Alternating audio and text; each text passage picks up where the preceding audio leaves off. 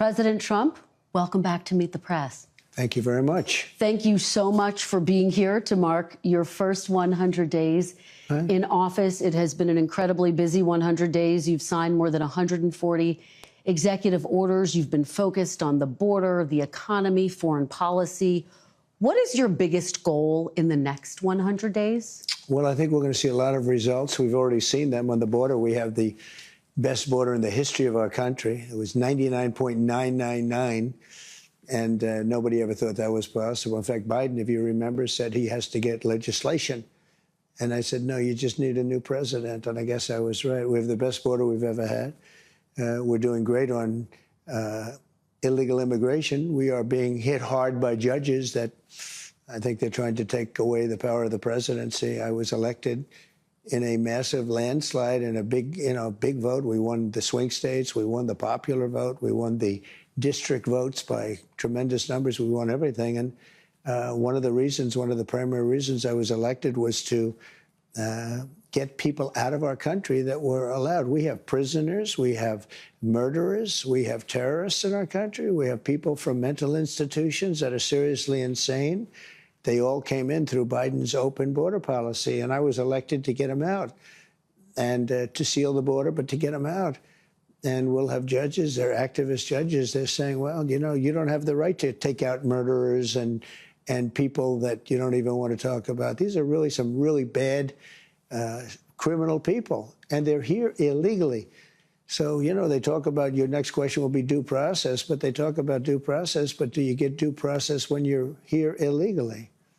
We're going to talk about all of that. We are going to talk about deportation, but I want to start on the economy, sir, which obviously the biggest issue for voters. We got new numbers today, better than expected job numbers. Much better. At the same time, the economy shrank in the first quarter. You've been arguing all week that this is President Biden's economy. Is this now your economy, sir? Well, I think certain aspects of it are. Costs are. I was able to get down the costs, but even that, it takes a while to get them down, but we got them down good. We lost $5 to $6 billion a day with Biden. $5 to $6 billion. And I've got that down to a great number right now in a record time. You know, we're talking about 100 days. But just think of what that is. $5 billion a day we're losing on trade. And we were very tough with China, as you know. We put 145% tariff on. Nobody's ever heard of such a thing. And we've essentially cut off trade relationships by putting that much of a tariff on. And that's okay. We've gone cold turkey. That means that we're not losing. You know, we lost $1 trillion to China. $1 trillion. That means we're not losing $1 trillion when we go cold turkey because we're not doing business with them right now. And they want to make a deal. They want to make a deal very badly. We'll see how that all turns out, but it's got to be a fair deal. But think of it. We were losing $1 trillion. And that was a big part of the $5 million a day. And I want to talk about China, but just staying on this idea of the economy. On the eve of your inauguration, the stock market spiked. You called it the Trump effect. It spiked because I was elected president. Well, it spiked because of anybody else. It spiked because they see what I'm going to do. They know what I'm going to do with the tariffs and everything else. And I think it's actually working out better than we anticipated. Did you see oil prices? Did you see gasoline is now below, in many cases, in many states, below $2 a gallon, $1.98, $1.99, $1.97? Well, my question, sir, is when the stock market spiked, you said this is the Trump effect. When the numbers weren't so good earlier this week, you said it's the Biden effect. Are you only taking ownership of the good numbers and not the bad numbers? Well, I think he did a lot of very bad things, and despite some of the bad things, we're overcoming them. But he was bad on the border. He was bad on the economy. We had the worst inflation in the history of our country. Look, Biden gave us the worst inflation in the history of our country. People, it didn't matter what they made because they were losing their shirt because of costs. Now take a look at what happened. Oil is down, gasoline is down, groceries are down, eggs. You were the one that asked me. You asked me about eggs. It was the first week. I didn't even know anything about what were you talking about. Egg prices were so high you couldn't buy eggs. They didn't have any eggs. And they said Easter is going to be a disaster. Well, we had Easter at the White House, and we had thousands of eggs, and they were down 87%. Yeah, a lot of that, of course, spike was because of bird flu. But when does it become the Trump economy? Why do you say that? Well, tell me, we had the same bird flu as he had. When does it become the Trump economy? It partially is right now, and I really mean this. I think the good parts are the Trump economy, and the bad parts are the Biden economy, because he's done a terrible job. He did a terrible job on everything. From his auto pen, which I'm sure he knew nothing about some of the things he was supposedly signing, to immigration. You look at what happened with immigration, how bad it was. Think of it. We have murderers, 11,888 murderers. Many of them murdered more than one person. Think of that. And they're in our country. Now, we've gotten a lot of them out, and we know who many of them are, and we're on the hunt. But why would anybody do that? Why would anybody, who could do such a thing where they'd allow hundreds of thousands and even millions of people into our country who are criminals and murderers at the highest level? Who would do this? But, sir, you acknowledge when you announced your tariffs, for example, the stock market dropped. It's been volatile. It has since gone up. It is, do you but now take it's going up. responsibility Look at for today. that? Yeah. Do you take responsibility when it drops? Ultimately, I take responsibility for everything, but I've only just been here for a little more than 3 months. But the stock market, look at what's happened in the last short period of time. Didn't it have 9 or 10 days in a row, or 11 days where it's gone up? And the tariffs have just started kicking in. And we're doing really well. Psychologically, I mean, the fake news was giving me such press on the tariffs. The tariffs are going to make us rich. We're going to be a very rich country. So let's talk about the tariffs. And I want to ask you about something you said this week. Got a lot of attention. You were at your cabinet meeting. You said, quote, I'm going to quote what you said, maybe the children will have $2 instead of $30. Yeah. And maybe the $2 will cost a couple of bucks more than they would normally. Are you saying that your tariffs will cause some prices to go up? No, I think the tariffs are going to be great for us because it's going to make us rich. But you said some dolls are going to cost more. Isn't that an acknowledgement that some prices will go up? I don't think a beautiful baby girl that's 11 years old needs to have 30 dolls. I think they can have 3 dolls or 4 dolls because what we were doing with China was just unbelievable. We had a trade deficit of hundreds of billions of dollars with China. When you say they could have $3 instead of $30, are you saying Americans could see empty store shelves? No, I'm not saying that. I'm just saying they don't need to have $30. They can have 3. They don't need to have 250 pencils. They can have 5. But you're basically saying there could be some supply shortages because of the tariffs. We don't have to waste money on a trade deficit with China for things we don't need, for junk that we don't need. Well, prices are already going up on some popular items, tires, strollers. This is such a dishonest interview already. Prices are down on groceries. Prices are down for oil. Prices are down for all energy. Prices are down at tremendous numbers for gasoline. And let me tell you, when you have the big thing, what he did, he spent like a stupid person, which he was, but he spent like a very stupid person. And that was bad for inflation. But what really killed us with inflation was the price of energy. It went up to $3.90, even $4, and in California, $5 and $6, right? Okay. I have it down to $1.98 in many states right now. When you go that much lower on energy, which is ahead of my prediction because I really thought I could get it down into the 250s. We have it down at $1.98 in numerous places. But when you say costs are going up, even mortgage rates are going down. Well, but let me give you some examples. These are actual examples. So you're saying the prices that are going down, some prices are going up. Tires, strollers, some clothing in the wake of your tariffs. Excuse me, that's peanuts compared to energy. Energy is 60% of the cost. But, sir, you campaigned, you campaigned on a promise to bring prices down on day Well, I don't know. When one. You say strollers are going up, what kind of a thing? I'm saying that gasoline is going down. Gasoline is thousands of times more important than a stroller someplace. But what do you say to Americans who say they voted for you because they want and they need relief right now? And they're getting it. Right now? What about those even mortgage rates? different items I just Mortgage mentioned? rates are going down despite the fact that we have a stubborn Fed. But you said even dolls could cost a couple bucks more. Maybe they might, But you don't need to have, as I said, $35. You can have 2, 3, 4 and save a lot of money. We don't need to feed the beast. I guess you're talking about this transition cost. How long should people expect that transition to last, Mr. President? I can't tell you that. I can tell you that we're making a lot of money. We're doing great. Again, we're losing more than $5 billion a day. $5 billion a day. You don't talk about that. And right now, we're going to be at a point very soon where we're making money every day. Look. How soon? We were losing hundreds of billions of dollars with China. Now we're essentially not doing business with China. Therefore, we're saving hundreds of billions of dollars. Very simple. You take me to my next question, which is about China. They've been making a number of public statements. Very positive statements the last 24 hours. Well, and most recently, they said before talks could happen, the U.S. would need to remove unilateral tariffs. Would you consider dropping the tariffs to get China to the negotiating table? No. First of all, you're giving me a statement that was said a week ago. You're not giving the statement that was said today. I have May 2nd Chinese Commerce Ministry. Do you know what they said today? The U.S. wants to negotiate. It should show sincerity by preparing to take actions in correcting its mistakes and canceling the unilateral tariffs. They made... First of all, they made numerous statements. Yes, they've made numerous statements. You know how many people speak for China? It's like 50 they've made numerous statements. I can give you a statement for any occasion. Yes. But they said today they want to talk. Look, China, and I don't like this. I'm not happy about this. China's getting killed right now. They're getting absolutely destroyed.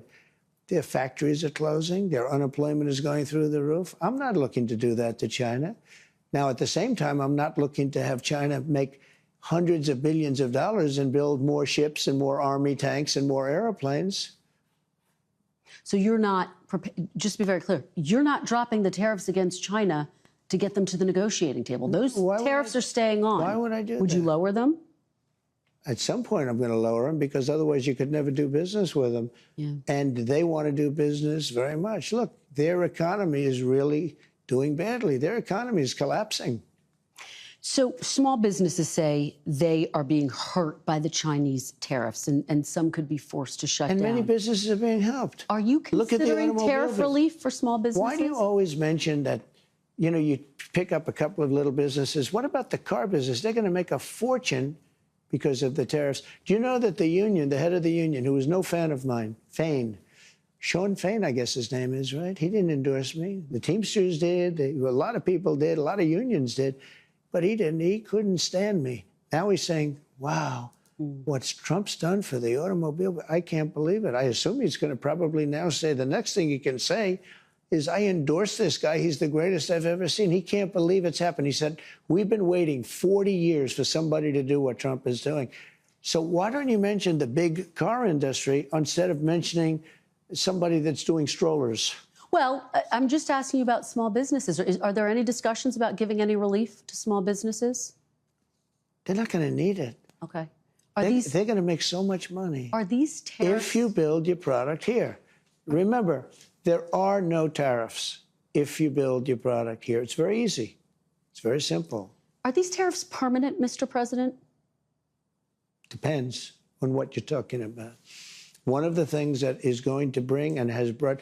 So I think we probably have close to $9 trillion of investments coming into this country. If you look at other presidents, there's never been anything like that. This is over a period of 2 months. You got to give me a little break on the 1 month because we're 3 months. But, you know, let's say we had to get started. We had a lot of fake news at the beginning, so we had to beat that down. But so let's say in 2 months. So in just a short period of time, a matter of a couple of months, we have the largest number ever in history invested in the United States and committed. We have between guaranteed spoken for and people that are going to make a decision and announce it pretty soon, close to $9 trillion. We've never had anything close. Now, that's Apple building $500 billion worth of plants. They always built their plants in China. Now they're building their plants over here. That's the biggest computer company, the biggest chip company in the world. You know, the chip company from Taiwan, which is the biggest in the world, is committed for $500 billion. Another one's committed for $300 billion. We have companies, nobody's ever seen anything like it. And let me tell you the other thing, very importantly, automobile companies, plant after plant after plant, Toyota, Honda, Ford, General Motors, Stellantis. I mean, nobody's ever seen anything like it. And I don't like this, but it happens to be. They're stopping work in Mexico, and they're stopping work in Canada, and they're all moving here. This is important, though. You're not taking the possibility that these tariffs could be permanent off the table. Some of them. Oh, I wouldn't do that, because if somebody thought they were going to come off the table, why would they build in the United States? Let me ask you You about, understand that, right? Yeah, no, I mean, but that's why I'm asking, because there's a lot of, I think, uncertainty for CEOs, for business owners. They want to know, are these tariffs permanent? I think there's only uncertainty in the fake news. I don't think there's uncertainty. I mean, I've been very rigid, very strong on it, but I will say I'm flexible. Like with respect to parts made outside of the country, I gave the automobile companies a little extra time. You know, you're talking about 15% and then 10% of the parts put in a car. I gave them a little extra time without penalizing them. And I did that only to help, you know, companies. We're looking to help companies. We want them to thrive and to hire a lot of people. And that's what's happening. Let me ask you about some of what Wall Street has said. Some people on Wall Street have expressed concerns that the possibility of a recession is increasing. And I want to know what you think about that. Are you comfortable with the country potentially dipping into a recession for a period of time if you are able to achieve your long-term goals? Well, you know, you say some people on Wall Street say, well, I tell you something else. Some people on Wall Street say that we're going to have the greatest economy in history. Why don't you talk about them? Because some people on Wall Street say this is the greatest thing that ever happened. Well, that's what I'm getting at. That's what I'm getting at, though. It's the same question. Yeah, there are many people on Wall Street say this is going to be the greatest windfall ever happened. And that's my question, Remember the this. long term. Yeah. Is it okay in the short term to have a recession? This. Look, yeah, everything's okay. What we are, I said, this is a transition period. I think we're going to do fantastically. One of your colleagues on another fake news station, ABC, said, do you guarantee 100% that a certain person is going to do a fantastic job as, let's say, Secretary of Defense, okay? Because that was the question. I said, what kind of a question is that? Do I guarantee 100%? Nobody guarantees 100%. But I will say this. I think we're going to have an economy the likes of which we've never had before. You know, my 4 years were phenomenal, as you know, the stock market. In fact, even though we had to go through the COVID thing, that horrible situation with COVID, we did numbers, and when I gave it over, when I handed it over, the election was rigged, and because of that, we have a lot of problems, by the way. But when I handed it over, what happened? The market was higher than it was just previous to COVID coming in. Yeah. Nobody could believe it. The stock market I'm talking about. I don't want to look back, but you did take your case to court about that. Back. You took your case to court about your allegations against the election. Let me ask you, There's no question about it. The election was rigged.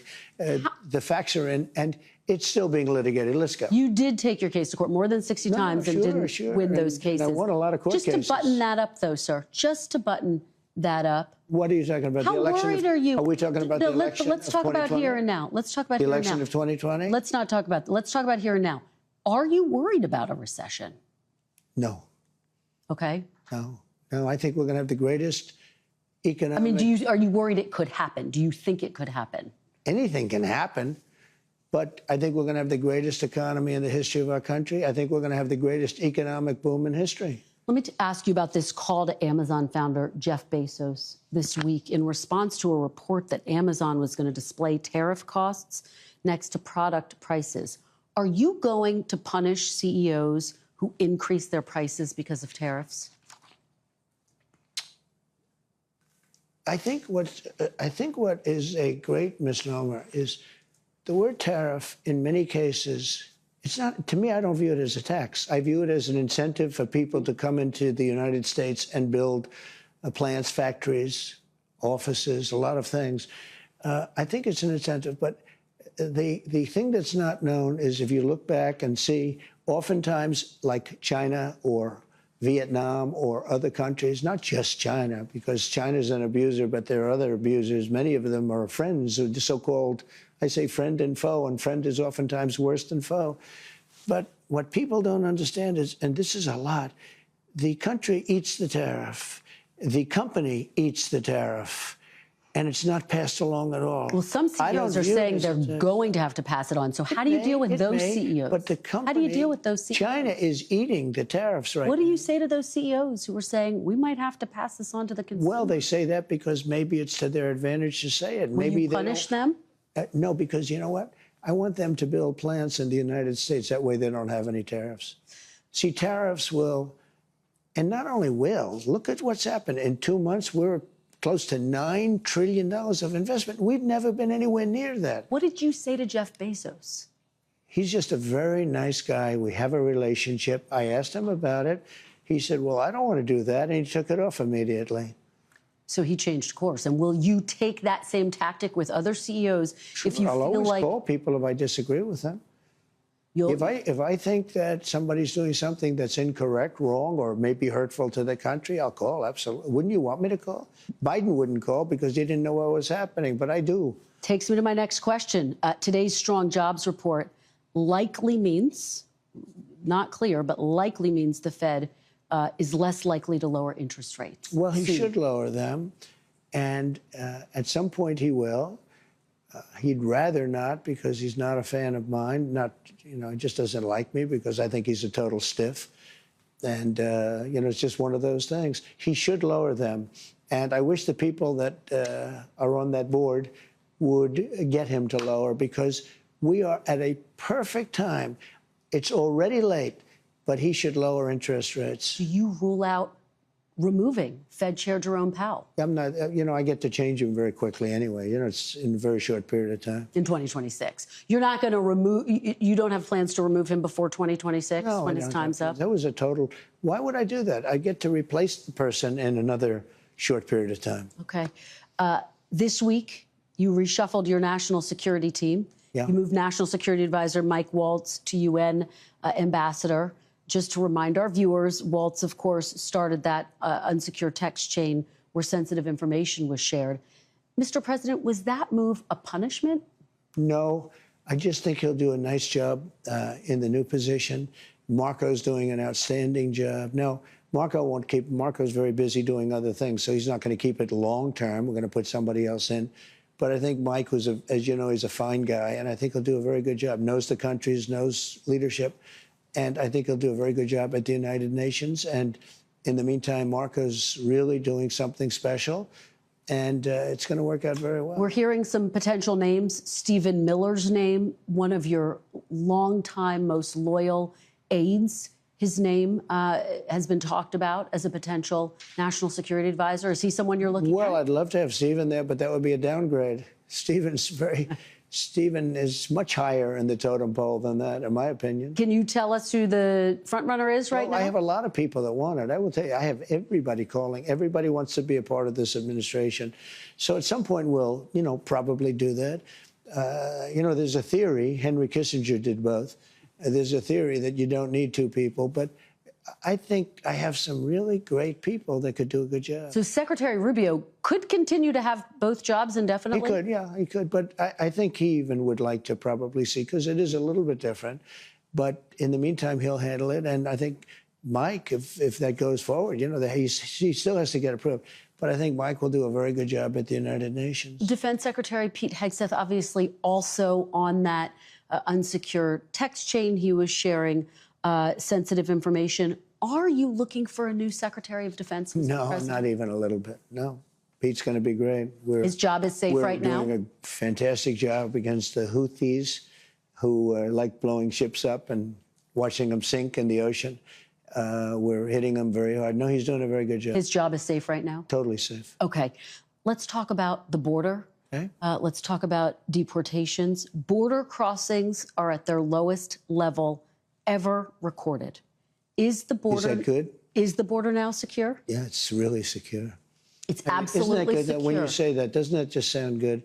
After being abused for years by an incompetent president that allowed people to pour through an open border, criminals from all over the world, murderers and insane people from mental institutions and insane asylums, isn't it a beautiful thing when you say it's the most secure it's ever been in the history of our country. Isn't that a nice statement? Well, I'm curious to know what it means. You declared a national emergency on the southern border. The order is still in place. By the way, even though you're saying exactly the border's what you secure. said. It means we have the most secure border we've ever had. Well, and I guess the question becomes, when will you know that the emergency is over? Are you planning to lift it at some point? Is it necessary? Because obviously the military is involved. Will you lift that emergency? Well, the biggest emergency is the courts aren't allowing us to take really We're going to bad talk people about out. that, but talk to me first about That's to me this. the emergency. Talk to me first about this. The border emergency. now is not the emergency. The border is it's all part of the same thing, though. The big emergency right now is that we have thousands of people that we want to take out, and we have some judges that want everybody to go to Some court. of them you appointed, sir, including That's all right. 3 on the Supreme Court. They change. I mean, it's unbelievable. It's unbelievable how that happens, but they do change. Just to button this up, though, are you planning to lift that emergency order anytime soon, now that the border's secure? We have an emergency. We have a massive emergency overall. It's an overall emergency on immigration. And if the courts don't allow us to take people out, if we had to have a court case, think of it, every single person, we have millions of people. We're going to have millions of court cases. Figure 2 weeks a court case, it would be 300 years. So let's talk about this, because obviously you've had a back and forth with the Supreme Court. In a 9-0 decision, the Supreme Court directed your administration to facilitate the return, you've talked about this in the past, of Kilmar Abrego Garcia from a prison in El Salvador, whose deportation your administration called an administrative error. You said in a recent interview you could bring him back, but you won't. Are you defying the Supreme Court, sir? No, I'm relying on the Attorney General of the United States, Pam Bondi, who's very capable, doing a great job, because I'm not involved in the legality or the illegality. I have lawyers to do that, and that's why I have a great DOJ. We have a great one. We had a very corrupt one before. Now we have a great one. And they're not viewing the decision the way you said it. They don't view it that way at all. They think it's a totally different decision. Well, you say you have the power to bring him back, though. Your attorney general says, quote, that's up to El Salvador. Just to put a fine point on this, do you have the power to bring Abrego Garcia back as the Supreme Court? Well, I have the power to ask for him to come back if I'm instructed by the attorney general that it's legal to do so. But the decision as to whether or not he should come back will be the head of El Salvador. He's a very capable man. Well, you know, and your attorney general has said the issue is with that word facilitate. Will you seek clarification from the Supreme Court? Do you need to go back to the Supreme Court? We may do that. I was asking about that. We may do that. There are some people that say, bring him back, put him in trial, and you get him out right away, because you see what happened just this morning. Tapes came out, horrible tapes from his wife. You don't get much worse than that. You don't get, I mean, he seems certainly like a very dangerous, very bad person, but even the wife, who was so afraid, she was afraid to talk, and all of a sudden tapes got released this morning that were devastating to him. And this is the point, sir, about due process. The Constitution says every person, citizens and non-citizens, deserve due process. Why not push to have him come back, present all of that evidence in court, let a judge decide? Well, I'll leave that to the lawyers, and I'll leave that to the Attorney General of the United States, but because they're in it. You have to understand, I'm dealing with Russia and Ukraine. I'm dealing and we're with going to talk China. about that. I'm dealing with Iran. I'm dealing with Rwanda and Congo, who are fighting, and we're trying to get that one straightened out, and I think we have done that. Did a great job. Nobody even talks about it, but I think we're close to doing that. They're looking like they're going to maybe make a peace deal, which would be good. But I'm dealing with a lot of different things. I don't know much about this gentleman other than I hear he's an absolute not good person. And I have very capable legal people, John Sauer, as you know, and all top people. And I have to rely on that to interpret whatever's said by the Supreme Court. Now, with that being said, I have tremendous respect for the Supreme Court. Look, 3 of the people are people I appointed. Right. And I have great respect for the Supreme Court. And I would expect that the Attorney General will be doing the right thing. Your Secretary of State says everyone who's here, citizens and non-citizens, deserve due process. Do you agree, Mr. President? I don't know. I'm not a lawyer. I don't know. Well, the Fifth Amendment says I don't know. It seems It might say that, but if you're talking about that, then we'd have to have 1 million or 2 million or 3 million trials. We have thousands of people that are some murderers and some drug dealers and some of the worst people on earth, some of the worst, most dangerous people on earth. And I was elected to get them the hell out of here, and the courts are holding me from doing it. But even given those numbers that you're talking about, don't you need to uphold the Constitution of the United States as president? I don't know. I have to respond by saying again, I have brilliant lawyers that work for me, and they are going to obviously follow what the Supreme Court said. What you said is not what I heard the Supreme Court said. They have a different interpretation. Is anyone in your administration right now in contact with El Salvador about returning Abrego Garcia to the United States? I don't know. You'd have to ask the Attorney General that question. Okay. At least 2 Americans have been mistakenly detained and released by your administration, immigration authorities. Mr. President, should lawful residents of this country start carrying paperwork with them when they leave their homes? I don't think that'll be necessary, but what you're not saying is that many people have been killed, maimed, badly hurt by illegal immigrants that came over that are from prisons and from jails and from mental institutions, and they're hurting our people. And if we don't get them out, we're not going to have a country for long.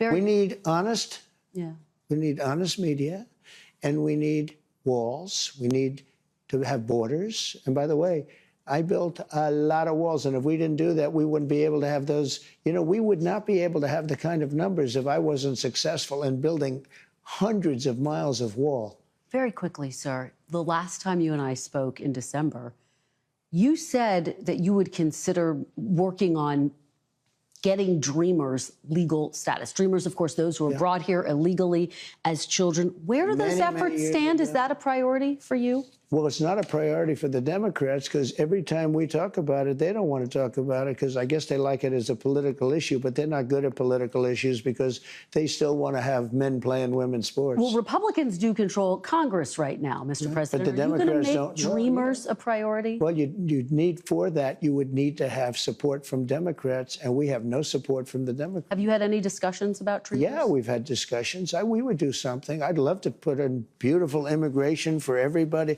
But the Democrats don't want to approve anything. All they want to do is knock out a tax bill. We're trying to get approved right now the biggest tax cut in the history of our country. And if it doesn't get approved, it's a 68% tax increase, and that's what the Democrats want. They want a 68% tax increase. It's rather incredible.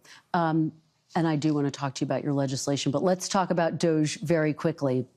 DOJ has fired and then rehired thousands of federal workers, including FAA employees in charge of aviation safety, specialists working on nuclear weapon safety. What do you say to those who believe Elon Musk's chainsaw approach has jeopardized the safety and security of Americans? Well, he found $160 billion worth of fraud, waste, and abuse. I mean, I think he's done an amazing job. I think his people have done an incredible job. They're brilliant people. They know the computer. I actually asked him, what's their big trait?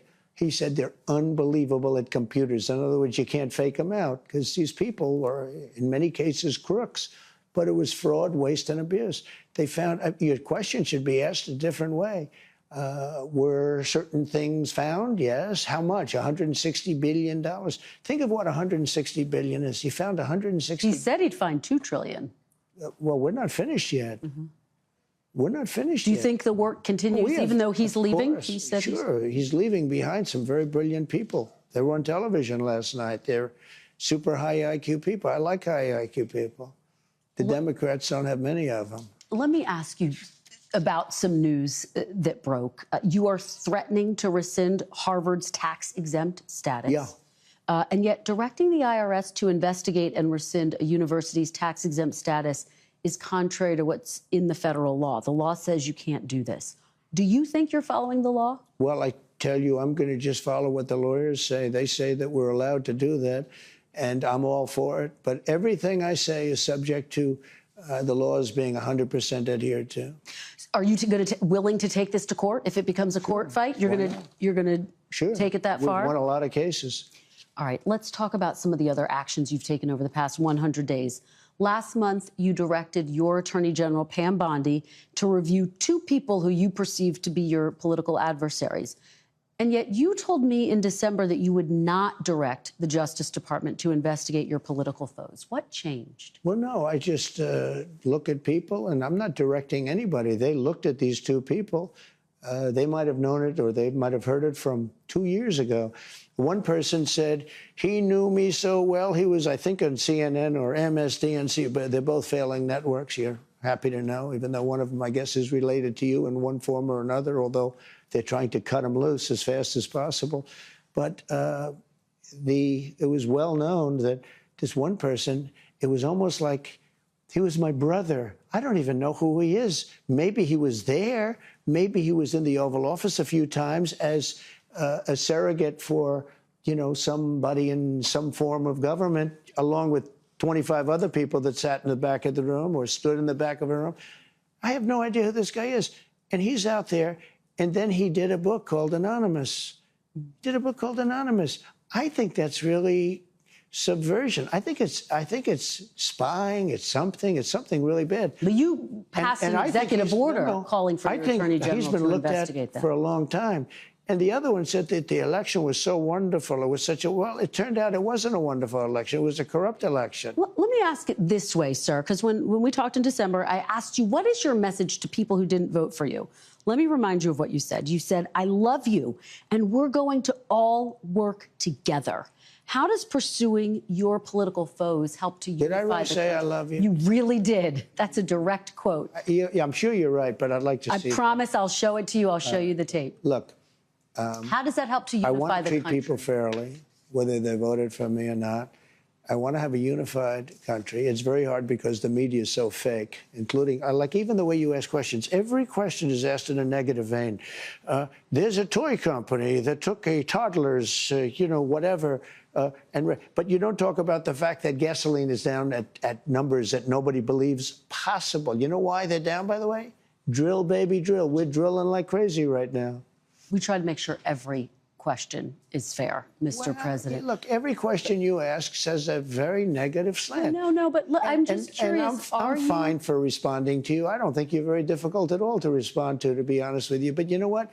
You should ask some positive things like, sir, it's amazing what you've done with gasoline. Because you know what? Gasoline's big business. A stroller is not big business. To this question, Mr. President, you said you wanted to unify the country. Does going after political foes undercut that goal? No, not at all. No, we want honest people. Okay. I think you have to do that. We want honest people in this country. Let me ask you big picture. People who have lived in countries like the Philippines, Hungary, Russia, they look at some of your actions going after civil service, going after universities, law firms, the media.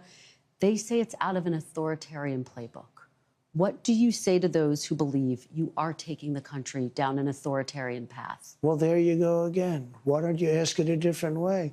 Many people wanted to come into our country. Many people love Trump. I won the election. They didn't win the election. I got a lot more votes than they did. I won the popular vote. I won all 7 swing states by a lot. A lot of people were surprised. I said, I think you could win 4, maybe 5. No, I won all 7, and I won by a lot.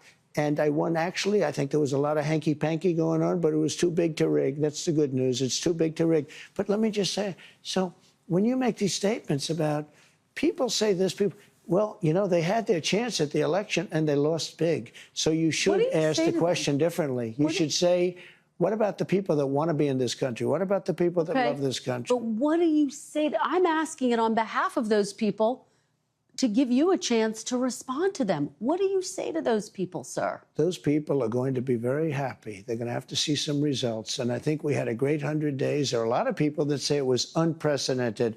It was an absolutely unprecedented 100 days. And I hope that they're going to be right. Do you see dissent as an essential part of democracy? It's a part of democracy. It is. You're is it an important part of democracy? Yeah, you're always going to have, Kristen, you're always going to have dissent. There's nothing you're going to do about that. Am I going to get 100% unified? It would be a strange place. I can't even imagine it where 100%. Look, you have people that are good people. Mm-hmm. They're very smart people. And they honestly believe we should have open borders and the entire world should be allowed to pour into our country. I think it's a 95-5 issue, but they believe it. They're not even bad people. Some of them are bad.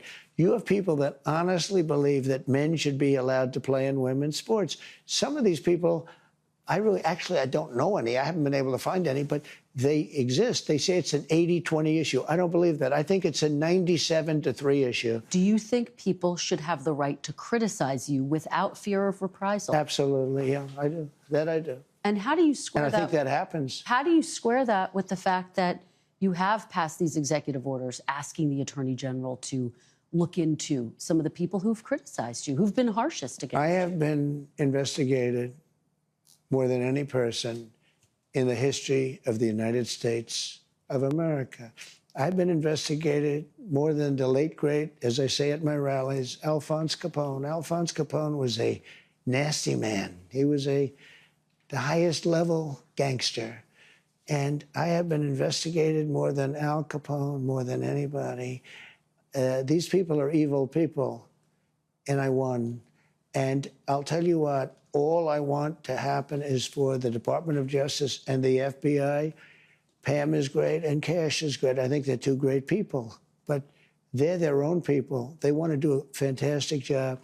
And all I want to do and all I want to ask for is that they be allowed to do their job. I'm not telling them to do anything, and I believe I have the right to do it. I'm, in theory, the top law enforcement officer as the president. We went over this once before, and it turned out I was right. But I'm not looking to use that.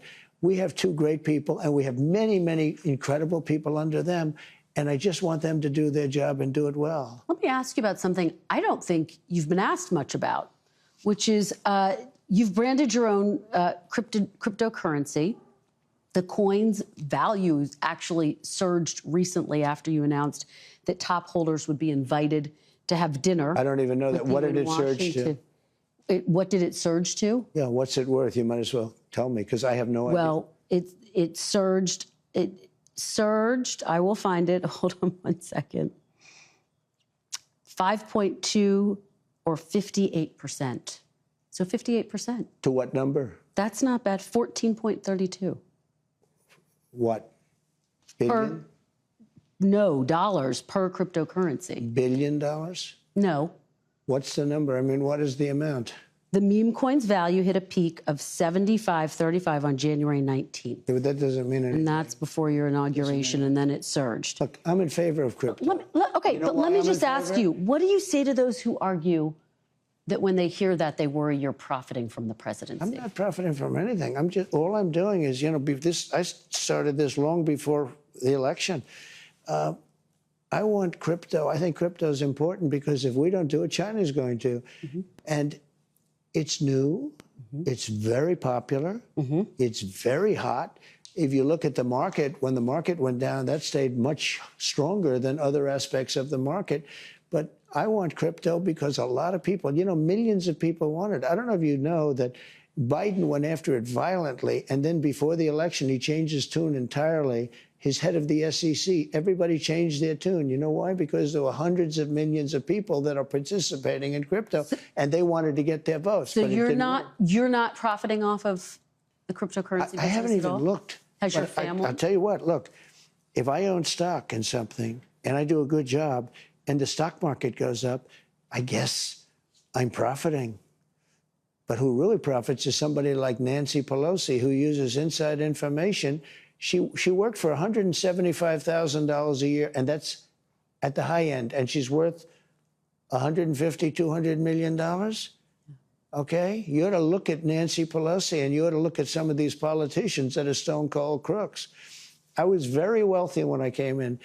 Being president, I probably cost me money if you really look. In fact, I do something that no other president has done. They think maybe George Washington has done.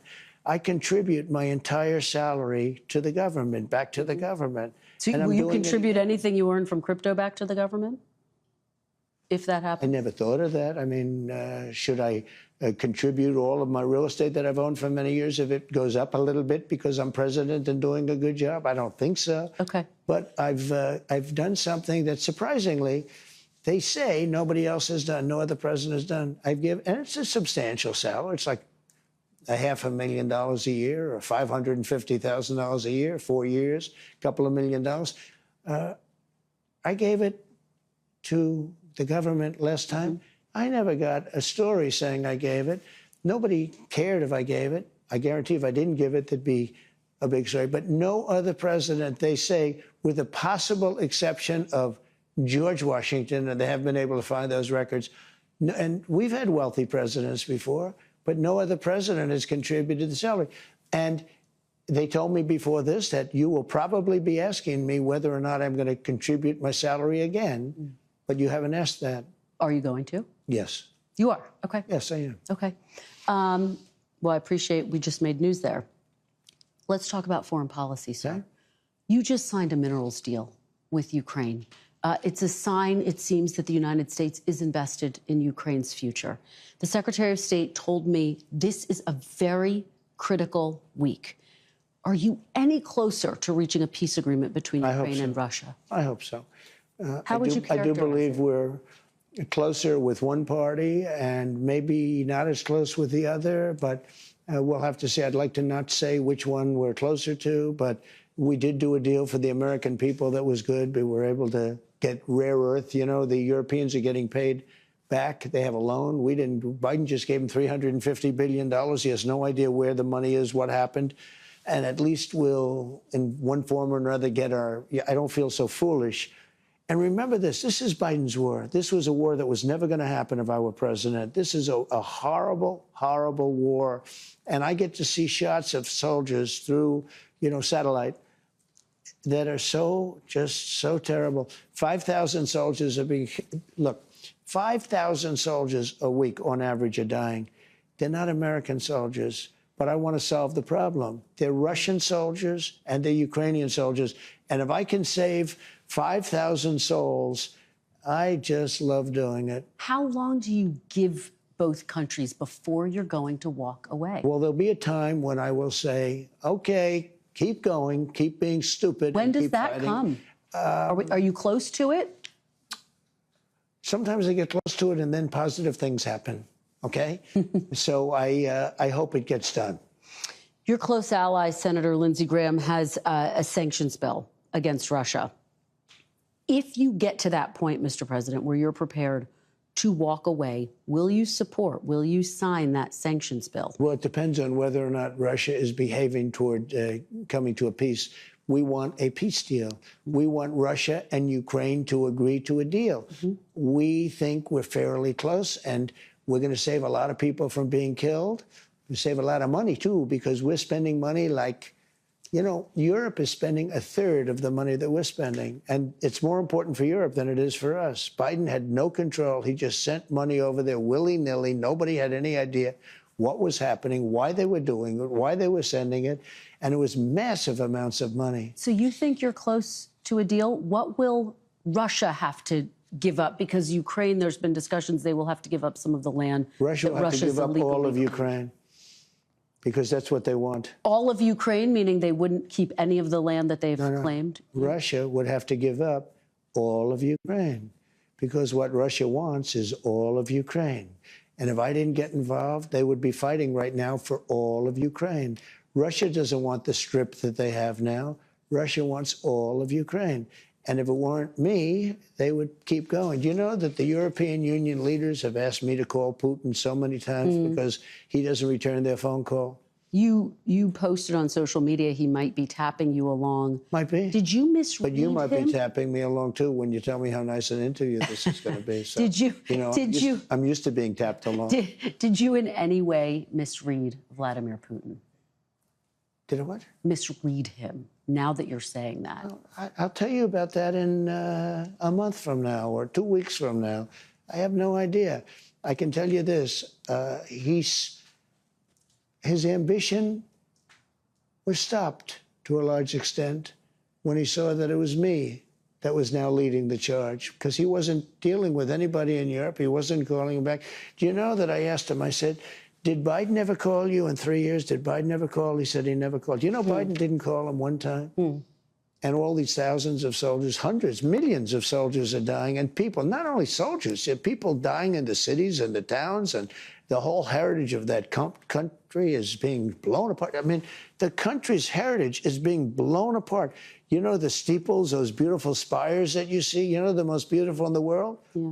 Almost 95% of them are laying in smithereens, all broken up and so sad, laying all over the ground because they were shot. It's really a bad situation. And he didn't get one phone call from Biden. The war would have never started. And by the way, for 4 years, it didn't start. I was there for 4 years. It was the apple of his eye. This was the apple of Putin's eye. There was no chance he would have gone in. What's the red line for you? At what point do you say, that's it, we're walking away? Well, you'll know. I mean, there'll be a time when I may say that. And if I do, there may be something I can't, maybe it's not possible to do. There's tremendous hatred, just so you understand. Kristen, we're talking tremendous hatred between these two men and between, you know, some of the soldiers, frankly, between the generals. They've been fighting hard for 3 years. I think we have a very good chance of doing it. Very quickly, if you do walk away, would that mean that you would pull military and intelligence? I don't want to say that now. It's too early to say that. I don't want to get into that argument. Let's move on to Canada. You have long talked about making Canada the 51st state. There's obviously a new Prime Minister of Canada, Mark Carney, who you spoke to after his victory. He says that you didn't talk to him in that call about making Canada a 51st state. No, he called me. He was very nice, and I congratulated him. He had a victory. It's a very close victory. It's, you know, there's no majority or anything, so that's going to make things a little bit difficult, I think, for him to run. But he nevertheless had a victory, and he's a very nice man, I think. Do you plan to talk to him about making Canada a 51st state? He wants to come and see me. He's going to come this week or next week. So will you talk to him about making Canada a 51st state, annexing Canada? I'll always talk about that. You know why? We subsidize Canada to the tune of $200 billion a year. We don't need their cars. In fact, we don't want their cars. We don't need their energy. We don't even want their energy. We have more than they do. We don't want their lumber. We have great lumber. All I have to do is free it up from the environmental lunatics. We don't need anything that they have. We're giving them. I asked Mr. Trudeau, who I call Governor Trudeau, I said, you know, not Prime Minister, Governor. I said, Governor Trudeau, could I ask you one question? Why are we giving you $200 billion? Why are we subsidizing Canada? If Canada was a state, it wouldn't cost us. It would be great. It would be such a great, it would be a cherished state. And if you look at our map, if you look at the geography, I'm a real estate guy at heart. When I look down at that, without that artificial line that was drawn with a ruler many years ago, it was just an artificial line, goes straight across. You don't even realize what a beautiful country it would be. It would be great. But I don't think the American public wants me to pay $200 billion a year to subsidize Canada. Again, remember this. Yeah. We don't need their cars. We don't need their lumber. We don't need their energy. We don't need anything. We do very little business with Canada. They do all of their business practically with us. They need us. We don't need them. You and I talked, and I asked you if you would rule out military force to take Greenland, and you said no, you don't rule out anything. Would you rule out military force to take Canada? Well, I think we're not going to ever get to that point. It could happen. Something could happen with Greenland. I'll be honest. We need that for national and international security. But not with Canada? I think it's highly unlikely. I don't see it with Canada. I just don't see it. I have to be honest with you. Okay, but you don't rule it out for Greenland. And by the way, Canada, they spend less money on military than practically any nation in the world. They pay NATO less than any nation. They think we're subsidized. They think we are going to protect them. And really, we are. But the truth is, they don't carry their full share, and it's unfair to the United States and our taxpayers. But you are not ruling out military force to take Greenland. I don't rule it out. I don't say I'm going to do it, but I don't rule out anything. No, not there. We need that. We need Greenland very badly. Greenland is a very small amount of people, which we'll take care of and we'll cherish them and all of that. But we need that for international security. Do you know, we have Russian boats and we have Chinese boats, gunships all over the place, aircraft carriers, gunships, going up and down the coast of Greenland. We need that to be protected. Internationally, we need it. So you are willing to send U.S. troops to claim a sovereign territory? I didn't say that. You asked me a question. Would you? Is there a circumstance? It could happen. I doubt it will, but it certainly could happen with respect to Greenland. Okay, let me ask you about Iran. Your administration has had conversations with Iran. Is the goal of these talks limiting Iran's nuclear program or total dismantlement?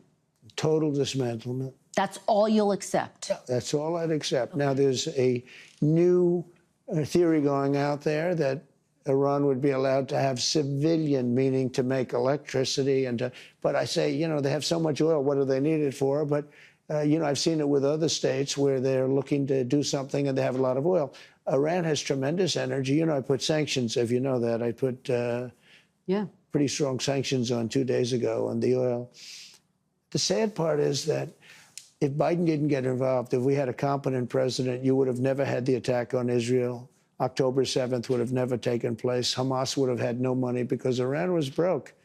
And now, in a period of 4 years during the Biden administration, they became very rich. They have over $300 billion cash in the bank. And they had no money. They were ready to make a deal with me. And it's very sad. Because of this rigged election, they didn't do it. Just another thing you can mark down to a bad election. It's interesting what you're saying, though, because Secretary Rubio has said that he would accept, or the idea is there is an openness to accepting peaceful civil nuclear programs. Well, that's what people, I didn't say anything contradictory. I said that people are talking about that. And this is something that's really pretty new in the dialogue. And I'd have to be, you know, my inclination is to say, what do you need that for? You have a lot of oil. So you want total dismantlement, bottom line. I think that I would be open to hearing it. You know, civilian energy, it's called. But, you know, civilian energy often leads to military wars. And we don't want to have them have a nuclear weapon. It's a very simple deal. I want Iran to be really successful, really great, really fantastic. The only thing they can't have is a nuclear weapon. Okay. If they want to be successful, that's okay. I want them to be so successful. And, you know, the Iranian people are incredible. I just don't want them to have a nuclear weapon because the world will be destroyed. Just to recap, we're talking about your desire to claim Canada, Greenland. What do you say to people? You forgot the Panama Canal. Panama Canal. What do you say to people who say they voted for you because they wanted you to end foreign conflicts, not start new? I don't see that as conflict. I think that's good for our country, those things. Look, the Panama Canal was taken over by China, effectively. Now China seems to have left. But the Panama Canal, think of this deal. We built the most expensive object we've ever built in the history of our country. That was Mount McKinley. They just took away, I just gave them back the name. But McKinley made the money. Teddy Roosevelt spent the money. McKinley gets very little credit, you know, but he made, you know how he made the money? Through tariffs. He was the big tariff president. Okay, but forget that. We built the Panama Canal. It was the most expensive thing. It would be the equivalent, like almost $2 trillion today. We've never spent it. And it was very successful. And Jimmy Carter gave it away for $1. Panama insists Panama says they do control the canal, but we have a couple more questions left, and Panama said what? Little wrap. Panama said what? Panama says they still control it. I know you're saying China. Panama says they still control it. You know, if you would have gone there about 5.2 months ago, every single sign on the Panama Canal, with the exception of about 15% of them, was in Chinese. Let me ask you, because we're nearing the end, just a couple more questions here. I'm not complaining. You keep saying to me like I'm rushing. No, you're not, and I really appreciate it. I don't want to rush you. I don't want to make you nervous. Thank you. The Trump Organization is selling hats that say Trump 2028. Yeah. Are you seriously considering a third term, Mr. President, even though it's prohibited by the Constitution, or is this about staying politically viable? I will say this. So many people want me to do it. I have never had requests so strong as that. But it's something that, to the best of my knowledge, you're not allowed to do. I don't know if that's constitutional that they're not allowing you to do it or anything else, but there are many people selling the 2028 hat. But this is not something I'm looking to do. I'm looking to have 4 great years and turn it over to somebody, ideally a great Republican to carry it forward. But I think we're going to have 4 years, and I think 4 years is plenty of time to do something really spectacular. The Constitution does prohibit it. Some of your allies are pretty serious about this, though, Mr. President. I've spoken to them. They say they are coming up with potential ways. Well, obviously, the biggest one would be a constitutional amendment. That's because they like the job I'm doing, and it's a compliment. It's really a great compliment. Has anyone approached you, though, with an actual plan, a way to actually start the process? Well, there are of a ways of doing it. constitutional amendment? There are ways of doing it, and you know the same thing. And if you look at the vice presidential thing, and you hear different concepts and different other people say you can have a write-in vote. There's lots of different things. With all of that being said, I want to be a great president. I will have served. Hopefully, everything will go well. I feel very good. I just did a physical. I took, unlike all other presidents, I took cognitive tests and I aced it. I got 100% correct. And one doctor said, there were numerous doctors watching. And he said, I've never seen that before. Biden didn't take a cognitive. He couldn't have gotten the first question right. But I came out great with the physical, both physically and mentally. And I just want to serve, do a great job. I'll be an 8-year president. I'll be a 2-term president. I always thought that was very important, to be honest with you. You know, if you look at President Polk, he was a 1-termer and he did some great things, actually. Pretty good president. And I'm not saying you can't do that, but there's something about being a 2-term president that was very important to me. And just to put a button on it, has anyone in an official capacity presented you with, sir, here are some ideas by which you could actually get a constitutional amendment? Well, in a capacity of being a big supporter, many people have said different things, but I'm not looking at that. You haven't had official meetings about it? No. And just so you understand, 4 years is a long time. I have almost 4 years. You know, all of these things that we've done more than any president, and even you might admit that. Nobody's done the extent of the things that we've done. Nobody's done this in essentially a little bit more than 3 months. As they say, 100 days. I'm looking to do a great job as president and set the country on the right track, because if I didn't win, this country would have failed. We would have been a failed nation. You have built a political movement that has transformed the Republican Party. It's transformed the country, quite frankly. Political movement in history, MAGA. Make America great again. When you look to the future, Mr. President, do you think the MAGA movement can survive without you as its leader? Yes, I do. What gives you confidence? I think it's so strong, and I think we have tremendous people. I think we have a tremendous group of people. We talked about a number of them. You look at Marco, you look at J.D. Vance, who's fantastic. You look at, I could name 10, 15, 20 people right now just sitting here. No, I think we have a tremendous party. And you know what I can't name? I can't name one Democrat. I mean, I look at the Democrats, they're in total disarray. They have a new person named Crockett. I watched her speak the other day. She's definitely a low IQ person. And they said, she's the future of the party. I said, you have to be kidding. I don't know what they're going to do. And I really believe in a two-party system. Because it's good to be challenged. It's really good to have a two-party. You know, it's good. Being challenged is okay. It keeps you sharp. I don't know what they're going to do. They have nobody. Bernie's 87 years old or something. And, you know, Biden is the worst thing that ever happened to old people, because he was grossly incompetent. And I think maybe for artificial reasons. You know, he had operations and things. So maybe that's an artificial. But I know people that are unbelievably sharp, and they're older than 87. But I watch Bernie Sanders. He's a nut job, but he's still sharp. He's sharp as he's the same guy he was. He hasn't gone down.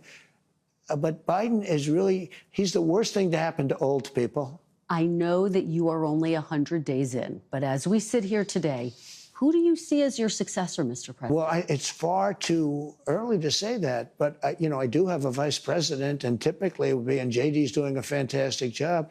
He would be at the top of the list? It could very well be. I don't want to get involved in that. I think he's a fantastic, brilliant guy.